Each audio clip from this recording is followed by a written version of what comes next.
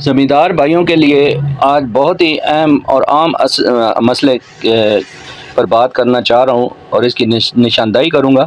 نہ صرف نشاندہی کروں گا بلکہ اس کے حل کے لیے بھی ماہرانہ جو رائے ہے وہ آپ لوگوں تک پہنچاؤں گا۔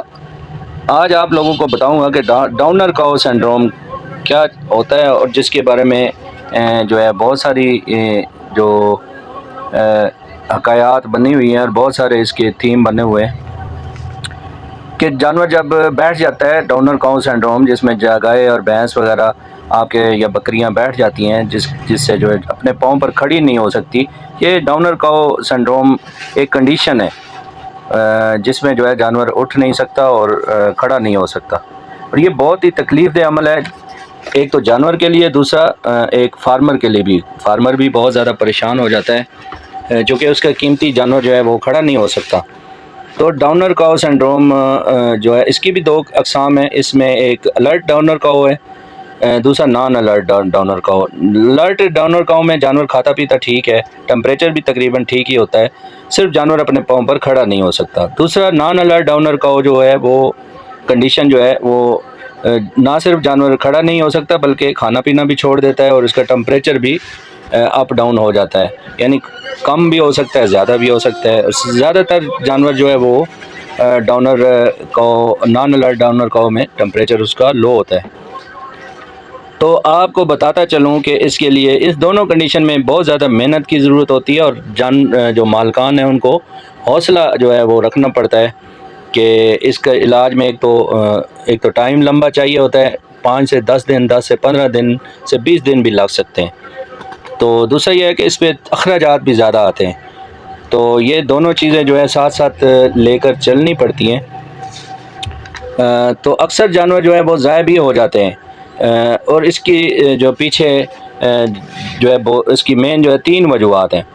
سب سے بڑی وجہ جو ہے یہ مسلسل اور اچھے علاج کی چونکہ ضرورت ہوتی ہے، تو اس پہ پیسے بھی بہت لگتے ہیں، جبکہ جو فارمر ہے وہ دیسی ٹوٹکے وغیرہ کرتا رہتا ہے، اور اس کو کسی اچھے ڈاکٹر کو نہیں دکھا سکتا، اور نہ ہی اس پر کچھ پیسہ خرچ کرتا ہے، جس کی وجہ سے جانور ضائع ہو جاتا ہے۔ دوسرے نمبر پر اس میں پیسہ خرچ کرنے کے ساتھ ساتھ بہت زیادہ محنت اور بہت زیادہ جو ہے کوشش کی ضرورت ہوتی ہے، جس میں جانور کو مساج کرنا، مالش کرنا، اور دن میں 2 سے 3 مرتبہ کھڑے کرنا، یعنی فزیو تھراپی کی بھی ضرورت ہوتی ہے، اور مالکان جو ہیں وہ اس سے بہت زیادہ کتراتے ہیں، اور جس کی وجہ سے جانور جو ہے وہ اس کی کنڈیشن زیادہ خراب ہوتی ہے اور وہ بیٹھ جاتا ہے۔ تو تیسری جو سب سے بڑی وجہ ہے معذرت کے ساتھ کہ مالج جو ہمارے فیلڈ میں وہ اس بیماری کی تشخیص کرنے سے بھی قاصر ہیں، اور اکثر لوگ جو ہے وہ تشخیص نہیں کر پاتے، جس کی وجہ سے جو ہے تشخیص نہ ہونے کی وجہ سے جانور جو ہے وہ ضائع ہو جاتے ہیں اور پراپر اس کا علاج نہیں ہوتا۔ تو یہ تیسری بڑی وجہ ہے۔ تو جانور جو بیٹھ جاتا ہے وہ اس کے بارے میں آپ کو بتاتے ہیں کہ اس کی کیا کیا وجوہات ہیں اور اس کا کیسے علاج کیا جاتا ہے۔ جیسا کہ میں نے آپ کو بتایا کہ ڈاؤنر کاؤ سنڈروم ایک کنڈیشن ہے جس میں جانور اپنے پیروں پر خود کھڑا نہیں ہو سکتا، اور جانور جو ہے وہ بیٹھ جاتا ہے۔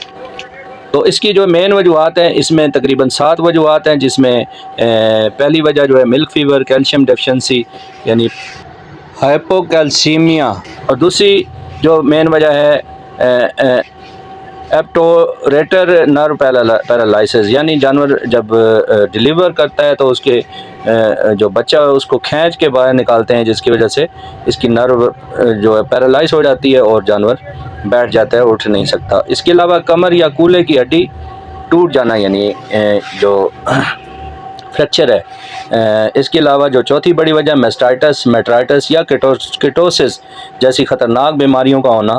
اس کے علاوہ 5ویں بڑی وجہ مسل ریپچر یا مسل ڈیمیج ہے، اور 6ٹھی جو بڑی وجہ ہے نیوٹریشن ڈیفیشنسی، اس میں بھی مختلف قسم کی نیوٹریشنز میں سے کوئی ایک نیوٹریشن جو ہے وہ کم ہو سکتی ہے، جیسے کہ اس میں آپ کہہ سکتے ہیں کاپر یا پوٹاشیم ہو گیا، اس کے علاوہ کیلشیم اور مختلف جو نیوٹریشن ہے، فاسفورس وغیرہ، تو یہ ڈائگنوز کر کے اس کی ٹریٹمنٹ کی جاتی ہے۔ 7ویں جو بڑی وجہ ہے لیگ بون فریکچر یا فٹ اینڈ ماؤتھ کا ہونا، تو یہ بھی ایک مین وجہ ہے جس کی وجہ سے جانور کھڑا نہیں ہو پاتا۔ اب آتے ہیں اس کے علاج کی طرف۔ جیسا کہ میں نے آپ کو بتایا ہے کہ ڈاؤنر کاؤ ڈیزیز جو ہے اس کی کئی طرح کی وجوہات ہیں. تو علاج میں سب سے پہلے جو کامیابی کی جو پہلی سیڑھی ہے وہ ہے تشخیص. تشخیص جب تک صحیح نہیں ہوتی تب تک علاج کا کوئی فائدہ نہیں ہے. تشخیص اچھے طریقے سے کرنے کے بعد پراپر اس کا علاج ہے اور اس کی تشخیص کے حساب سے جو ہے لائن آف ٹریٹمنٹ ہے. اس کے ساتھ ساتھ اس کی جو سب سے بڑی مین چیز ہے وہ ہے فزیوتھراپی یعنی مساج اور مالش وغیرہ، اور دن میں جانور کو 2 سے 3 مرتبہ کھڑے کرنا.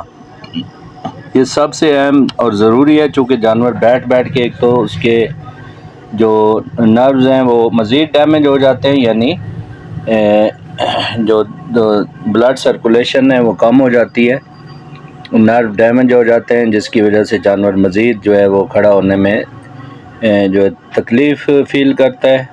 اور جانور کو کھڑا کرنا بھی بہت مشکل ہوتا ہے چونکہ جانور کا وزن زیادہ ہوتا ہے اور جانور کو کھڑا کرنے کے لیے بھی کوئی ایسی چیز نہیں ہے.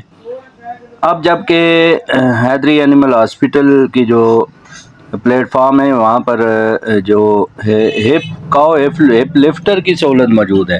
یہ کاؤ ہپ لفٹر جو ہے وہ جانور کو کھڑا کرنے میں جو ہے یہ مدد دیتا ہے اور بہت آسانی سے گائے جو یا بھینس یا بھاری سے بھاری جانور جو ہے وہ کھڑے ہو جاتے ہیں.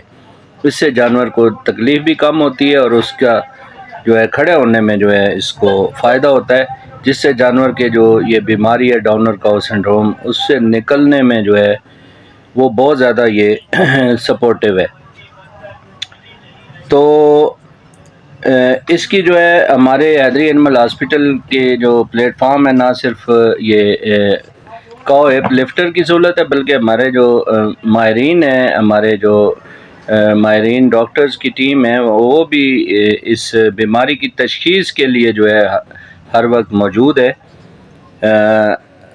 نہ صرف آپ کے قیمتی جانور اس سے بچ سکتے ہیں بلکہ اس کے علاوہ تمام جو علاج معالجہ کی سہولت موجود ہے. ہمارے حیدری اینیمل ہاسپٹل کی جو ہیلپ لائن نمبر ہے وہاں پر رابطہ کیا جا سکتا ہے، جس میں علاج معالجہ کے ساتھ ساتھ سرجری اور الٹرا ساؤنڈ اور لیب ٹیسٹ کی سہولت موجود ہے. تو امید ہے ناظرین آپ دوستوں کو آج کی ویڈیو پسند آئی ہوگی. مزید نیکسٹ ویڈیو میں ملتے ہیں. فی امان اللہ. اللہ حافظ.